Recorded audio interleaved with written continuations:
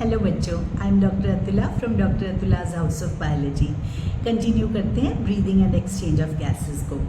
इसमें हमारा जो पेंडिंग पार्ट था that was transport of gases, oxygen और कार्बन डाइऑक्साइड की, और साथ ही साथ रेगुलेशन ऑफ रेस्पिरेशन। तो एक एक करके टेकअप करते हैं। इसको याद रखने के लिए ना सबसे पहले हमें एक समराइज्ड वे में पता होना चाहिए कि ट्रांसपोर्टेशन कैसे होती है।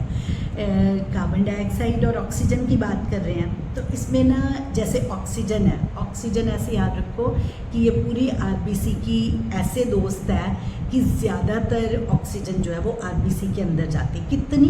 97% ये आरबीसी के साथ जाती है। लेकिन जो बची 3% वो प्लाज्मा में थोड़ा बहुत डिसॉल्व होके चली जाती है।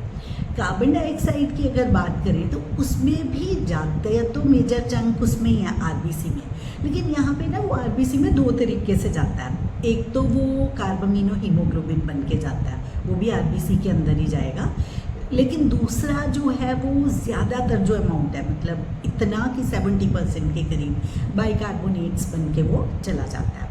तो बाइकार्बोनेट्स की फॉर्म में एक एंजाइम होता है कार्बोनिक एनहाइड्रेस, वो लेके जाता है। अब बच्चा अराउंड 7% वो प्लाज्मा से चला जाता है।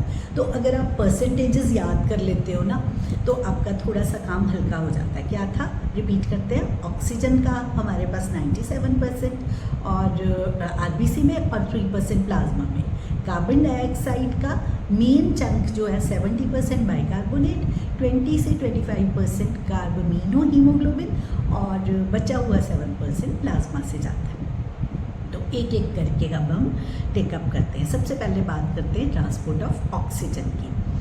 ज़्यादा जो इसमें इम्पॉर्टेंट टॉपिक है वो यही है, ट्रांसपोर्ट ऑफ ऑक्सीजन। तो इसकी अगर हम बात करें ऑक्सीजन के ट्रांसपोर्टेशन की, तो इसको ना ग्राफ की फॉर्म में प्लॉट किया जाता है। इसे बोलते हैं ऑक्सी हीमोग्लोबिन डिसोसिएशन कर्व। तो मतलब जैसे अगर वो है ना ऑक्सीजन डिसोसिएशन कर्व भी बोल देते हैं, पार्शियल प्रेशर लेके ना गैस का, तो उसके साथ प्लॉट कर दिया जाता है कि अब सैचुरेशन कितनी है। तो आप समझते हो केमिस्ट्री में सिंपल वर्ड्स में अगर देखें, सैचुरेशन मतलब कि कितना हीमोग्लोबिन कैरी हो रहा है, तो कितने परसेंट में हो गया ना, कितने परसेंट कैरी कर रहा है।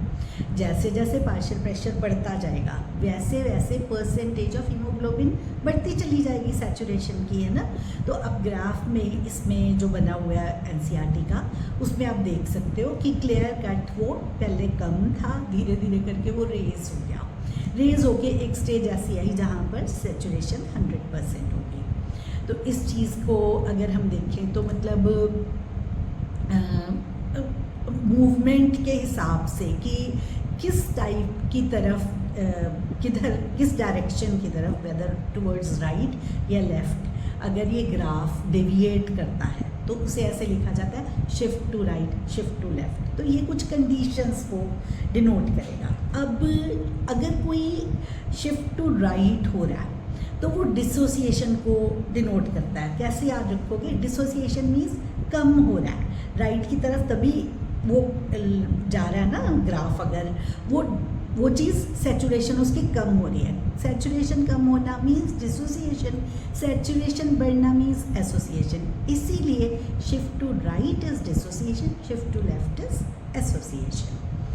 तो शिफ्ट टू राइट या डिसोसिएशन कब होती है? यहाँ पर ना मतलब इंटरेस्टिंग चीज़ है, याद रखना ना, अगर आप ले पर्सन की लैंग्वेज में याद रखो तो बड़ा कन्वीनियंट है।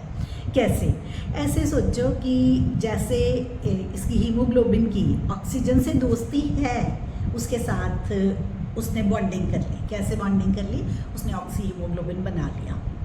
तो ऑक्सीजन और हीमोग्लोबिन ने मिलकर हीम पार्ट के साथ एसोसिएट होता है ना ये, तो ऑक्सी हीमोग्लोबिन बन गया। लेकिन द मोमेंट कार्बन डाइऑक्साइड बढ़ती है ना तो वो ऑक्सीजन को छोड़ के कार्बन डाइऑक्साइड की तरफ चला जाता है। क्यों बोला?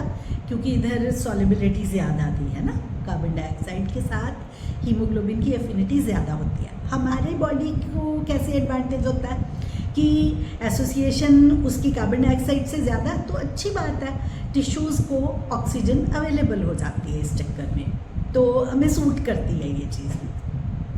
तो बात करते हैं, फिर से आते हैं वापस ऑक्सीजन डिसोसिएशन कर्व पे। डिसोसिएशन के लिए कुछ फैक्टर्स हैं, तो वो फैक्टर्स क्या है?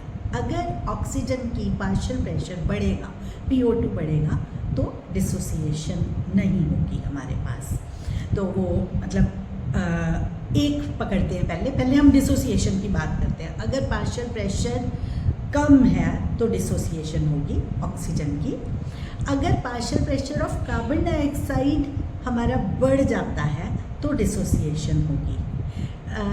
ऐसे याद रखना है, कोई कंफ्यूज नहीं होना है इसमें। ऐसे याद रखना कि ऑक्सीजन को हटाना है, हटाने के लिए कार्बन डाइऑक्साइड बढ़ जाएगी तो वो अपने आप ऑक्सीजन को रिप्लेस कर देगी, क्योंकि अभी हमने बात की थी ना कि कार्बन डाइऑक्साइड की दोस्ती ज़्यादा है हीमोग्लोबिन के साथ। इसके अलावा ये चीज़ जो है कार्बन डाइऑक्साइड के बढ़ने से डिसोसिएशन का बढ़ना, this is called Bohr's effect. This is beyond NCERT, बस वैसे ही आपको अपने एक जनरल नॉलेज बढ़ाने के लिए मैंने बताया। अब बात करते हैं H आयन कंसनट्रेशन की। तो अगर हाइड्रोजन आयन की कंसनट्रेशन बढ़ती है तो आपको पता है pH कम हो जाती है, तो हाइड्रोजन आयन कंसनट्रेशन बढ़ने से भी डिसोसिएशन होती है, मतलब इसको फेवर में है डिसोसिएशन के। इसी तरह से टेम्परेचर बढ़ने से भी डिसोसिएशन होती है। इस सब का उल्टा कर दो तो एसोसिएशन के टाइम पे क्या होगा, हमारे पास ऑक्सीजन का पार्शियल प्रेशर बढ़ने पे, इसी तरह से कार्बन डाइऑक्साइड का पार्शियल प्रेशर घटने पे, डिक्रीज़ होने पे, उसके बाद H आयन की कंसनट्रेशन डिक्रीज़ होने पे, मतलब pH के बढ़ने पे एंड टेम्परेचर के कम होने पे। इसमें एक चीज़ आपने और याद रखनी है कि जो फीटल ब्लड होता है ना, उसके अंदर भी एसोसिएशन ज़्यादा होती है, क्योंकि फीटस को तो सारी सप्लाई मदर से ही लेनी है ना, तो वहाँ पे भी उसकी एसोसिएशन विद हीमोग्लोबिन ज़्यादा होती है ऑक्सीजन की। ये होगी वेरियस कंडीशंस। तो इस तरीके से ऑक्सीजन जो है वो ट्रांसपोर्ट होती रहती है, कैसे बन के, oxy haemoglobin which is a strong acid. तो मतलब जो ब्लड से ऑक्सीजन है वो टिश्यूज़ तक पहुंचनी है, वो हमने परसेंटेजेस कर ली। 97% वो जाती है आरबीसी के थ्रू और 3% जाती है प्लाज्मा के थ्रू। एक फैक्ट और याद रखना है कि अगर हम 100 ml ऑक्सीजनेटेड ब्लड की बात करें तो उसमें अराउंड 5 ml ऑक्सीजन जो है वो कैरी होती है नॉर्मली टिश्यूज़ को जो पहुंचती है फिजियोलॉजिकल एक्टिविटीज़ के लिए।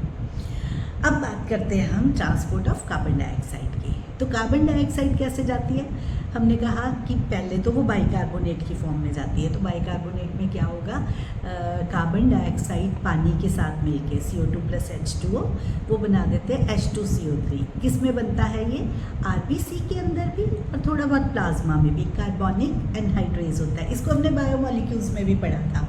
क्या था, this was the fastest enzyme कि अगर हम एक रिएक्शन नॉर्मली, ये एग्जांपल दिया हुआ था कि एक रिएक्शन जो है नॉर्मली कार्बन डाइऑक्साइड और वाटर का अगर 1 घंटे में होता है तो कार्बोनिक एनहाइड्रेट्स आने से वो सेकंड्स में ये फिनिश हो जाता है। तो कार्बोनिक एनहाइड्रेज CO2 + H2O को H2CO3 में कन्वर्ट कर देता है, और वो जो होता है ना वो फर्दर H2CO3 जो होता है वो H आयंस और HCO3 नेगेटिव में, मतलब बाइकार्बोनेट आयंस में वो कन्वर्ट हो जाता है। तो ये जो कार्बोनिक एनहाइड्रेज है ना, ये forward as well as backward direction दोनों में काम करता है, मतलब ये रिवर्सिबल रिएक्शन होता है इसका।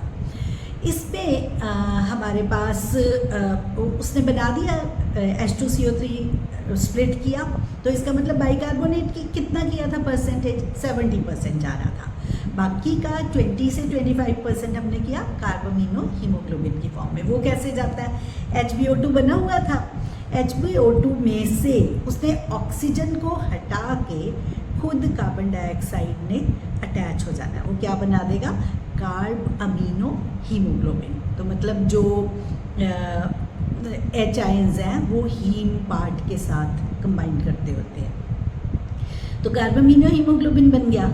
इसके अलावा बाकी का जो बचा हुआ है वो प्लाज्मा में चला गया, तो प्लाज्मा के साथ इसकी मूवमेंट हो जाती है। ये कार्बन डाइऑक्साइड की ट्रांसपोर्टेशन है। इसमें क्या होता है, 100 ml डीऑक्सीजनेटेड ब्लड जो है वो 4 ml of carbon dioxide carry करता है। वहाँ क्या था, 100 ml ऑक्सीजनेटेड ब्लड जो था वो 5 ml ऑक्सीजन कैरी कर रहा था। तो मतलब आप ना जब भी पढ़ रहे हो तो कोई फैक्ट आता है ना तो ऐसे सोच के चलो कि MCQ इसमें से क्या फ्रेम होगा, तो साथ ही साथ पिछले को कंपेयर कर लो, so that at the time of examination आपको इनमें कोई कन्फ्यूजन्स ना क्रिएट होए। बस यही एक क्रक्स होता है पढ़ने का, यही एक तरीका है जिससे आपके कंसेप्ट्स जो है वो क्रिस्टल क्लियर हो जाते हैं। कभी भी कंसेप्ट्स के मामले में या कभी भी रिवीजन या रिकॉल करने में ऐसे मत सोचो कि हमारा वेस्टेज ऑफ टाइम है, उसी से आपकी जो क्लैरिटी ऑफ कंसेप्ट्स है वो बढ़ती है। ये कंप्लीट हुआ हमारा इसके साथ जो ट्रांसपोर्टेशन वाला part, oxygen and carbon dioxide की। अब हम बात करते हैं, एक टॉपिक बचा है हमारा रेगुलेशन ऑफ रेस्पिरेशन। तो कैसे होती है रेगुलेट? हमें पता है ब्रेन रेगुलेट करता है इन सारी चीज़ों को। ब्रेन में मेडुला ऑब्लोंगेटा, मेडुला ऑब्लोंगेटा को ना अब वैसे भी याद रख के चलो कि जो मेडुला ऑब्लोंगेटा ना सारा मेजर काम है, चाहे डाइजेस्टिव सिस्टम का है, चाहे सर्कुलेशन का है, चाहे रेस्पिरेशन का, सारी मेजर चीज़ें उसके पास हैं। तो यहाँ पर भी मेडुला ऑब्लोंगेटा के पास होता है respiratory rhythm centre. What is rhythm? कि इंस्पायर किया, एक्सपायर, इंस्पायर, एक्सपायर। तो इंस्पिरेशन और एक्सपिरेशन एक दूसरे के बाद फॉलो करती रहीं रिदमिक वे में, that is called respiratory rhythm centre. कहाँ है? मेडुला ऑब्लोंगेटा में। दूसरा होता है पॉन्स वेरोलाई में न्यूमोटैक्टिक सेंटर, पी से पॉन्स, पी से न्यूमोटैक्टिक सेंटर। तो न्यूमोटैक्सिस सेंटर जो है ये क्या करता है, ये जो एक्सटेंट ऑफ इंस्पिरेशन है ना उसको कंट्रोल करता है, क्योंकि अगर एक्सटेंट ऑफ इंस्पिरेशन कंट्रोल ना हो, हम इंस्पायर ही करते रह जाएं, है ना। तो ये रिदमिक सेंटर को, रेस्पिरेटरी रिदम सेंटर को कंट्रोल करता है by controlling the extent of inspiration. तो उससे जैसे बॉडी की रिक्वायरमेंट्स होती हैं उस हिसाब से हम इंस्पायर करते हैं। ये हो गया दूसरी बात। तीसरा अगर हम टेकअप करें तो दैट इज़ कीमोसेंसिटिव एरिया। तो जो कीमोसेंसिटिव एरिया होता है ना वो कार्बन डाइऑक्साइड को और H आयंस को सेंसिटिव होता है। जब हमने डिसोसिएशन कर्व की बात की थी तो उसमें हमने बोला था ना कि H आयंस की कंसंट्रेशन बढ़ने से डिसोसिएशन होती है। तो अब सारी जो रेगुलेशन है ब्रीदिंग की वो तो हम इसी चक्कर में कर रहे हैं ना कि हम चाहते हैं कि बहुत सारी ऑक्सीजन हमें अवेलेबल हो जाए। तो इसका मतलब अगर H आयंस बढ़ेंगे या अगर कार्बन डाइऑक्साइड बढ़ेंगे तो ये कंट्रोल करेगा कीमोसेंसिटिव एरिया, ब्रेन को गाइड करेगा कि भाई हमें ज़्यादा रेगुलेट करने की ज़रूरत है, कंट्रोल करो, जल्दी से ब्रेथ लेनी शुरू करो, सो दैट ये कार्बन डाइऑक्साइड और H आयंस की कंसंट्रेशन को कंट्रोल किया जाए। यही काम जो है रिसेप्टर्स भी करते हैं। तो रिसेप्टर्स दो जगह होते हैं, एक होता है एओर्टिक आर्क में और दूसरा पोजीशन है कैरोटिड आर्टरी में। तो एओर्टिक आर्क और कैरोटिड आर्टरी में जो रिसेप्टर्स अवेलेबल हैं वो भी H आयंस की और कार्बन डाइऑक्साइड की कंसंट्रेशन को डिटेक्ट करते हैं। तो जैसे लगता है कि ये बढ़ गई है, H आयन की कंसंट्रेशन या CO2 बढ़ गई है, तो वो रेस्पिरेशन का रेट बढ़ जाता है हमारा। इंटरेस्टिंग बात इस सारे में पता क्या है कि ऑक्सीजन का इस सारी रेगुलेशन में कोई रोल ही नहीं है। तो इसको आप कैसे याद रख सकते हो? जैसे किसी बंदे की न्यूसेंस वैल्यू होती है, हम उसी से डरते हैं ना जो हमारा कोई नुकसान कर सकता हो। तो सिमिलरली हमारी बॉडी भी तभी रिस्पॉन्ड करती है जब उसे लगता है H आयंस की या CO2 की कंसंट्रेशन बढ़ रही है, तब वो अपनी रेस्पिरेशन को अकॉर्डिंगली कंट्रोल करती है ताकि हमारा जो है बॉडी का सिस्टम है वो सही तरीके से चलता रहे। तो विद दिस हमारा ये रेस्पिरेटरी सिस्टम का चैप्टर जो है breathing and exchange of gases ये कंप्लीट होता है।